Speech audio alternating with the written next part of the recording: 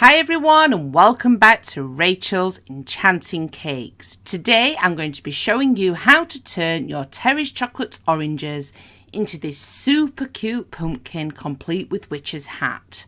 Super easy, excellent for beginner bakers, and these are so popular here in the UK. As always, everything you need to know in a single step-by-step format. Let's make a start.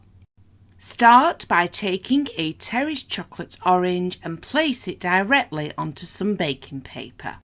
Using some liquid glucose and a small brush, simply brush over the Terry's Chocolate Orange. Liquid glucose is just sugar and this will act like a glue when we add the fondant. Roll out exactly 150 grams of orange fondant. Try to keep this in a circular shape.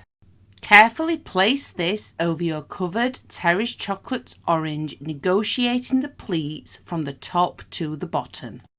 I then use one of the flexible smoothers by Squire's Kitchen, but don't worry if you don't have this in your collection. This just makes it a little bit easier to smooth out before cutting off the excess fondant.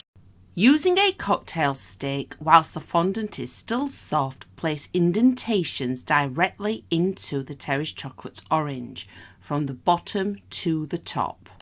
This is what you're aiming to achieve, just to give it a bit more of a pumpkin-like effect. For our pumpkin's eyes, roll out some white fondant and using the back of a piping nozzle, I simply cut out 2 round shapes.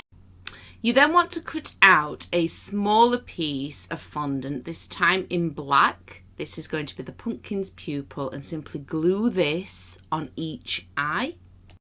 And finally, just to give it that little bit more character, you want to add the smallest ball of white fondant and just gently push down. Using a small amount of edible glue, simply glue these directly into place onto the Terry's Chocolate Orange. For the nose, I'm using a small diamond cutter. However, this can easily be cut freehand.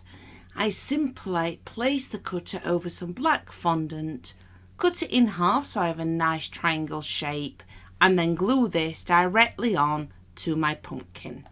For the mouth, we're keeping it simple. Simple shapes work the best. So using a circle cutter, as you can see here, I start by creating a moon-like shape.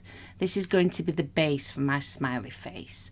I then simply trim this down with my sharp knife. You can leave it just like a moonlight shape if you want, before adding 2 very, very, very intricately small squares of white fondant with a small amount of edible glue.